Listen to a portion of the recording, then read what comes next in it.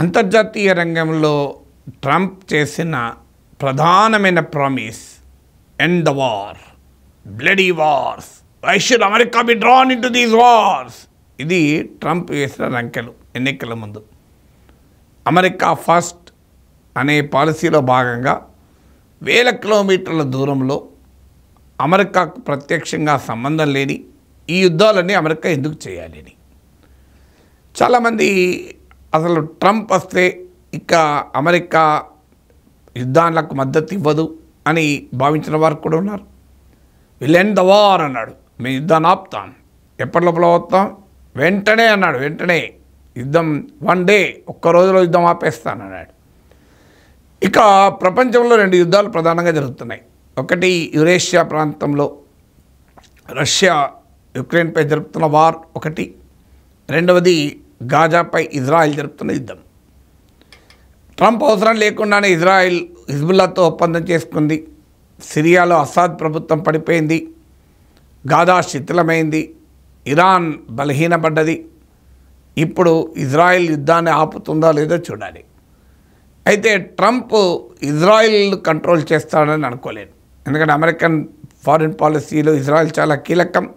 Trump ఉన్నా Biden ఉన్నా ఇజ్రాయెల్కి America మద్దతు కొనసాగుతుంది.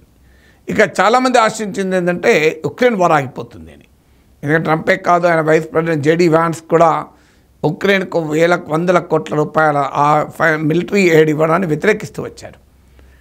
ట్రంప్కు పుటిన్కు మధ్య కుచ్చు హై కూడా, వాళ్ళ మధ్య ఏదో ఒక స్నేహబంధం ఉంది అని అనుకుంటారు. మీకు ఇటీవల ఒక పుస్తకంలో కూడా మీకు నేను ఈ అంశాన్ని కూడా చెప్పాను. ఈవెన్ ట్రంప్ ప్రెసిడెంట్గా దిగిపోయినాక కూడా 7 సార్లు పుటిన్తో మాట్లాడాడు. సో అందువల్ల పుటిన్కు ట్రంప్కు ఆ కెమిస్ట్రీ కూడా ఉంది. జెలెన్స్కీకి బైడెన్కు ఉన్న కెమిస్ట్రీ జెలెన్స్కీ ట్రంప్కు లేదు. అందువల్ల ట్రంప్ ఉక్రెయిన్కు ఆ లెవెల్లో మద్దతు ఇవ్వడేమో అనే అభిప్రాయం కలుగుతూ వచ్చింది. ట్రంప్ ఆల్రెడీ తన పీస్ ప్లాన్ గురించి మాట్లాడుతూ వచ్చాడు. కానీ ఇప్పుడు జరుగుతున్న పరిణామాలు చూస్తే పుటిన్ ట్రంప్ల మధ్య చాలా దూరం ఉంది. There is a lot of distance to cover. ఈ వార్ ఆపాలి అనే అంశం విషయంలో ట్రంప్ గట్టిగానే మాట్లాడుతున్నాడు. పుటిన్ కూడా యుద్ధం ఆపడానికి రెడీ, తనకు అనుకూలమైన పీస్ డీల్ కుదిరితే.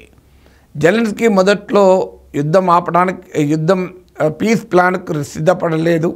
ఎందుకంటే ఏ పీస్ ప్లాన్ అయినా యుక్రెయిన్ను వీకెండ్ చేసేది ఉంటుంది తప్ప యుక్రెయిన్ టర్మ్స్లో కుదరదు. ఎందుకంటే యుక్రెయిన్ రిసీవింగ్ ఎండ్లో ఉంది. అమెరికా పశ్చిమ దేశాలు సపోర్ట్ చేస్తే తప్ప రష్యాతో కొట్లాడే పరిస్థితి లేదు. So Ukraine cannot demand a peace plan, it cannot command a peace plan, it can only receive a peace plan. అందుకే జెలెన్స్కీ కాస్త పీస్ ప్లాన్ అంటే అటు ఇటు అనుమానాలు ఉన్నాయి. అందుకే అమెరికా నుంచి వెస్ట్ నుంచి మరింత మిలిటరీ సాయం కావాలి, నేను ఇంకా రష్యాతో కొట్లాడుతా అంటున్నాడు. కానీ ఈ మధ్య ఉక్రెయిన్ అధ్యక్షుడు జెలెన్స్కీ కూడా తత్వం బోధపడింది. అమెరికాలో అధ్యక్షుడు ట్రంప్ అతను గతంలో లాగా తనకు బైడెన్ చేసినంత మిలిటరీ సహాయం చేయకపోవచ్చు. అమెరికా చేయనప్పుడు అమెరికా ప్లేస్లో యూరోపియన్ దేశాలు ఆ భారాన్ని మోయకపోవచ్చు. జర్మనీ క్రైసిస్లో ఉంది, ఫ్రాన్స్లో పొలిటికల్ క్రైసిస్ ఉంది, జర్మనీ అయితే ఎకనామిక్ క్రైసిస్ ఉంది, యూకేలో కూడా పరిస్థితులు బాగాలేవు. ఇలాంటి పరిస్థితుల్లో తనకు అమెరికా పక్క జరిగితే యూరోప్ సపోర్ట్ చేసే నమ్మకం కూడా లేదు. అందుకే జెలెన్స్కీ రియాలిటీ అర్థమై ఈ మధ్య ఆయనకు కూడా శాంతికి అనుకూలంగా మాట్లాడడం మొదలుపెట్టాడు. సో ఇవన్నీ జరుగుతున్న సమయంలో ప్రాబ్లం ఏంటి? మరి అందరికీ శాంతి కావాలి, everybody wants a peace. Putin కూడా వారాపుతామంటున్నాడు, జెలెన్స్కీ ఆపాలి అంటున్నాడు, ట్రంప్ ఆపుతాను అంటున్నాడు. మరి ఇక ప్రాబ్లం ఎక్కడ? The devil lies in the detail. అంటే వివరాల్లోనే దయ్యాలు ఉంటాయంటారు. తెలుగులో ట్రాన్స్లేట్ చేస్తే ఐడియా కరెక్ట్గా రాదు, కానీ the devil lies in the details. ఎలా ఆపాలి అనే విషయంలోనే క్లియర్గా ఎవరి పొజిషన్ వారిది. అమెరికా పొజిషన్, ట్రంప్ పొజిషన్ ఏంటంటే ఒక 20 ఏళ్ల పాటు ఉక్రెయిన్ నాటోలో చేరడం అనేది వాయిదా వేసేస్తారు. ఎందుకంటే ఈ యుద్ధం మొదలైంది అక్కడ. పుటిన్ ఎందుకు యుక్రెయిన్ పైన యుద్ధం మొదలుపెట్టాడు? ఇది అర్థం కావాలంటే మనం 30 ఏళ్ళు వెనక్కిపోవాలి. 30 years క్రితం మిఖాయిల్ గార్బచోవ్, అప్పటి సోవియట్ యూనియన్ అధ్యక్షుడు, ఆయన నాయకత్వంలోనే సోవియట్ విచ్ఛిన్నమైపోయింది. ఆయన మిఖాయిల్ గార్బచోవ్కు అమెరికా పశ్చిమ దేశాలు ఇచ్చిన అష్యూరెన్స్ ఏంటంటే, మీరు సోవియట్ డిస్మాంటిల్ అయిపోతుంది, ఈస్టర్న్ యూరోపియన్ కంట్రీస్ రష్యాలో కమ్యూనిస్ట్ పాలన అంతమైపోతుంది, కోల్డ్ వార్ క్లోజ్ అవుతుంది, ఇక నాటోను తూర్పు యూరప్ వైపుగా ఎక్స్పాండ్ చేయము. ఇది అమెరికా వెస్ట్ గర్బచోవ్ ఇచ్చిన హామీ. ఈ హామీని ఉల్లంఘిస్తూ రష్యా వైపుగా నాటో ఎక్స్పాండ్ అవుతూనే వచ్చింది. అప్పటిదాకా రష్యా నిరసన తెలుపుతూరుకుంది కానీ యుద్ధం చేయలేదు. ప్రతిసారి ఈస్టర్న్ యూరోప్ దేశాలను నాటో చేర్చుకుంటూ రష్యాకు దగ్గరికి వస్తున్న కొద్దీ రష్యా అభ్యంతరాలు చెప్తూనే ఉంది. కానీ ఈ వార్కు పోలే. కానీ ఉక్రెయిన్ దగ్గరికి వచ్చే వరకు ఎనఫ్ ఈజ్ ఎనఫ్ అన్నది. ఉక్రెయిన్ కూడా నాటోలో చేరతానని ప్రతిపాదించింది. యూరప్ అమెరికా కూడా సిద్ధపడింది. ఫ్రాన్స్, జర్మనీ లాంటి దేశాలు వారించాయి. ఎందుకంటే వాళ్ళకి అర్థమైంది రష్యా ఊరుకోదని. కానీ ఎప్పుడైతే యుక్రెయిన్ నాటోలో చేర్చుకునే ప్రక్రియ దగ్గర వచ్చిందో దాన్ని బ్రేక్ చేసేందుకు రష్యా అధ్యక్షుడు పుటిన్ వార్ ప్రకటించాడు. ఎందుకంటే ఒక్కసారి నాటోలో ఉక్రెయిన్ చేరితే నాటో రూల్ ఏంటి, నాటోలో ఏ మెంబర్ కంట్రీ పైన ఎవరు యుద్ధం చేసినా అన్ని దేశాలపైన యుద్ధం చేసినట్టుగానే భావిస్తారు. అంటే అర్థం ఏంటి, ఉక్రెయిన్పై ఎవరైనా దాడి చేస్తే అమెరికా తనపైన దాడిగానే భావిస్తుంది. ఫ్రాన్స్, యూకే, జర్మనీ ఇవన్నీ కూడా తమపైన దాడిగానే భావిస్తాయి. అందువల్ల సహజంగానే నాటో బలగాలు వచ్చి ఉక్రెయిన్లో ఉంటాయి. రష్యా పొలిమేరలో నాటో బలగాలు ఉంటాయి. 5 నిమిషాల్లో రష్యా పైన అటాక్ చేయొచ్చు అమెరికా కావాలనుకుంటే. సరిగ్గా హిస్టరీలో మనకు ప్యారల్ ఉంది, క్యూబన్ మిసైల్ క్రైసిస్ అని.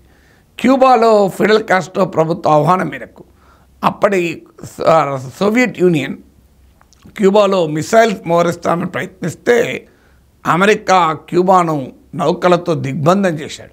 ఒక దశలో న్యూక్లియర్ వార్ వస్తుందా అని అనుమానాలు వ్యక్తమైనాయి. అప్పుడు అమెరికా, సోవియట్ యూనియన్ల మధ్య ఒప్పందం కుదరడంతో క్యూబన్ మిసైల్ క్రైసిస్ డిఫ్యూజ్ అయింది. సరిగ్గా క్యూబన్ మిసైల్ క్రైసిస్ పోలింది. అయితే ప్లేయర్స్ మారారు. అప్పుడు సోవియట్ యూనియన్ ఏమో మిసైల్స్ పెడతానంది, అమెరికా అభ్యంతరం చెప్పింది. ఇప్పుడేమో అమెరికా వచ్చి రష్యా పొలిమేరల్లో ఉంటానన్నది, అప్పుడేమో రష్యా వచ్చి అమెరికా పొలిమేరలు ఉంటానన్నది. తేడా ఒకటే. కానీ ఎవరైనా అమెరికా ఆ రోజుల్లో సోవియట్ యూనియన్ వచ్చి తన పొలిమేరల్లో క్యూబాలో ఉంటానంటే అమెరికా అంగీకరించలేదు. ఈరోజు అమెరికా వచ్చి తన పొలిమేరల్లో ఉంటానంటే రష్యా అంగీకరించలేదు. అందువల్ల అసలు పంచాయతీ నాటో. అందుకే ట్రంప్ ప్రతిపాదన ఏంటంటే 20 ఏళ్ళ దాకా ఉక్రెయిన్ నాటోలో చేరుతానన్న ప్రతిపాదన పక్కకు పెడుతుంది అని. మరి పుటిన్కి ఎందుకు అభ్యంతరం? పుటిన్ అభ్యంతరం ఆ 20 ఏళ్ళు అన్నది. 20 ఏళ్ళు కాదు, పర్మనెంట్గా నాటోలో ఉక్రెయిన్ చేరకూడదు, అది కండిషన్. ఎందుకంటే ఉక్రెయిన్లో నాటో చేరడం అంటే అర్థం ఏంటి, ఒక రకంగా రష్యాకు నాటో బార్డర్ కంట్రీ అయిపోతుంది. అంటే తన ఇరుగు పొరుగు దేశంగా అమెరికా కూడా మారిపోతుంది. సో దాన్ని రష్యా తన భద్రతకు ప్రమాదము అని భావిస్తుంది.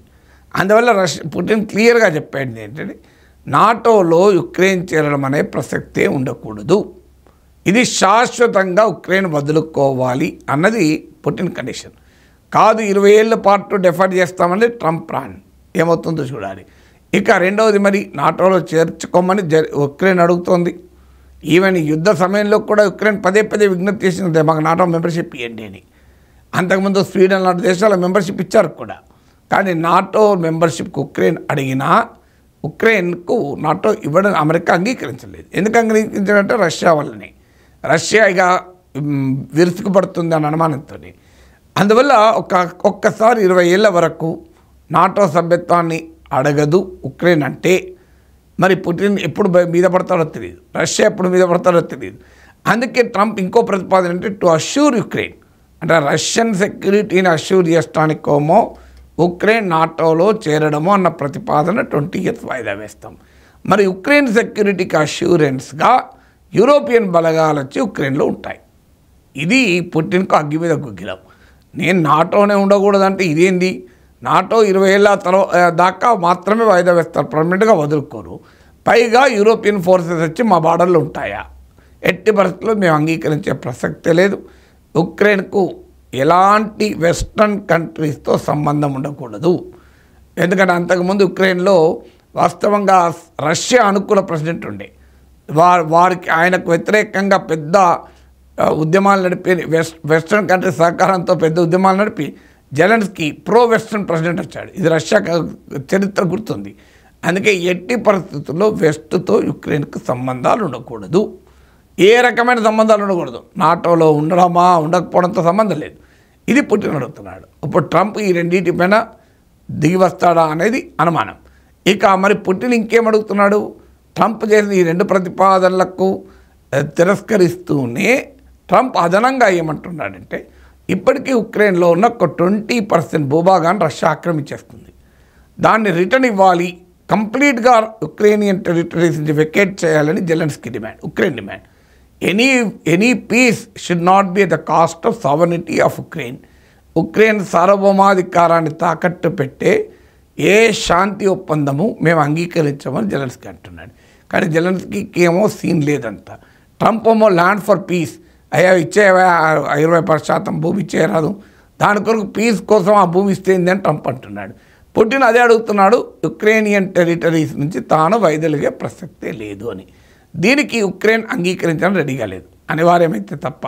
నేను ఇంతమంది చెప్పాను, ఉక్రెయిన్ అడుక్కు తినే పరిస్థితిలో ఉంది తప్ప ఆశించే పరిస్థితిలో ఉంది తప్ప శాసించే పరిస్థితిలో లేదు. ఎందుకంటే ఒక్కసారి ట్రంప్ ప్రెసిడెంట్ అయి కూర్చుంటే ఇక ఉక్రెయిన్ అధ్యక్షునికి ఉండే లీవరేజ్ కూడా పోతుంది. అందువల్ల ఉక్రెయిన్ డిమాండ్ అయితే రష్యా శాశ్వతంగా తన భూభాగాల నుంచి ఖాళీ చేయాలి, ఉక్రెయిన్కు నాటో మెంబర్షిప్ ఇవ్వాలన్నది Zelenskyy demand, Ukraine demand. Membership ప్రసక్తే లేదు, మెంబర్షిప్ ఇవ్వడం కాదు, 20 ఏళ్ళ తర్వాత ఆలోచిద్దామంటే కూడా పుట్టిన ఒప్పుకుంటలేడు. ఇక కనీసం ఉక్రెయిన్ భూభాగాలన్నా ఖాళీ చేస్తానికి రెడీగా అంటే దానికి కూడా పుటిన్ అంగీకరించలేదు. అందువల్ల ఇప్పుడు ట్రంప్ ఎంత దిగి వస్తాడో తెలియదు, ఎంత కొండెక్కి కూర్చుంటాడో పుటిన్ తెలియదు, ట్రంప్ ఎంత దిగి వస్తాడో కూడా తెలియదు.